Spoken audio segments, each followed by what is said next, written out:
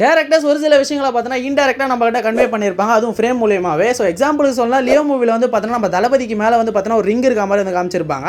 So அதே மாதிரி மாவீரன் மூவியில் வந்து பார்த்தீங்கன்னா மிஸ்கிரிங்க மேலே 2 கொம்பு இருக்க மாதிரி வந்து காமிச்சிருப்பாங்க.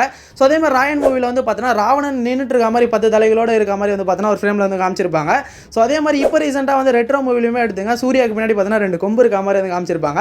ஸோ எதுக்காகவா இதெல்லாம் காமிக்கிறாங்க அப்படின்னு நீங்கள் கேட்டிங்கன்னா, ஸோ அந்த ஒரு கேரக்டரை டிஃபைன் பண்ணுறதுக்கான ஒரு விஷயத்தை தான் டேரக்டர் வந்து பண்ணியிருக்காங்க.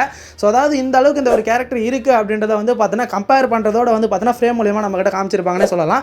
ஸோ இந்த ஒரு விஷயத்தை வந்து பார்த்தீங்கன்னா இப்போ பண்ணுறதெல்லாம் பெரிய விஷயமே கிடையாது. ஸோ ரீசெண்ட் டைம்ஸில் வந்து பார்த்தீங்கன்னா இந்த மாதிரி நிறைய ஃப்ரேம்ஸ் வந்து நம்ம பார்த்துருப்போம். ஸோ ஆனால் 1987 பார்த்தீங்கன்னா ஆல்ரெடி ஒரு ஆக்டர் இது மாதிரி பண்ணியிருக்காருன்னு சொன்னவங்களால் நம்ப முடியுதா? அது யாருன்னு பார்த்தோம்னா நம்ம உலகநாயகன் கமல் சார் தான். ஸோ அதாவது வந்து பார்த்தீங்கன்னா புஷ்பா கே விமனா அப்படின்ற அந்த ஒரு மூவியில் வந்து பார்த்தீங்கன்னா இதை வந்து ஆல்ரெடி வந்து பண்ணியிருக்காரு. ஸோ இதனால தான் கமல்ஹாசனை உலகநாயகன் அப்படின்னு சொல்கிறோம். ஸோ எத்தனை பேருக்கு நம்ம கமல்ஹாசனை பிடிக்கும் அப்படின்றத மறக்காம கமெண்ட் செக்ஷன் வந்து போட்டு விட்டுருங்க. ஸோ இன்னொரு இன்ஃபர்மேஷனான வீடியோவில் பார்க்கலாம். தேங்க்ஸ் ஃபார் வாட்சிங்.